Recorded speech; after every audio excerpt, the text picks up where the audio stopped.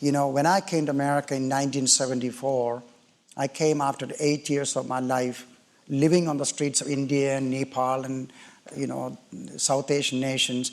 And I remember how many times I looked at the multitudes on the streets and literally wept and cried with this realization, wow, they are all going to hell. They did not know Jesus. And but then I came to America to go to seminary, and 2 years went by, and I found I couldn't cry anymore. When I was studying theology, I was one of the best students in my seminary, and Greek and Hebrew and all these things. And the same day, I was called to pastor a church with a couple of hundred families. And so 3-4 times preaching and teaching and everything was going on. And all of a sudden, I woke up, said, what happened to me? And that's when I realized maybe it was all a big mistake, me coming to America to study Bible. And here I was getting all this information, but my heart was no more aching. Oh yeah, I talked about the world going to hell, we need to preach the gospel and do this and that, statistics and figures and all that, but it was all so very objective. And I kind of thought I left Christ and he left me, and the best thing to do is get into business and make money and go on with my life. And this is where, when my wife found out what is happening with me, externally it was all perfect, but internally, I was dying. And she said, why didn't you ask God to talk to you? I got mad at her.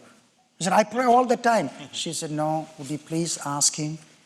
And that led me to get into my study, thousands of books in my library, and I didn't sit anymore on my comfortable chair. I was on the carpet, and I said, Lord, I just don't know what to do. I'm lost.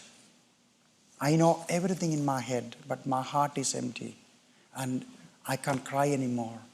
I know people are lost.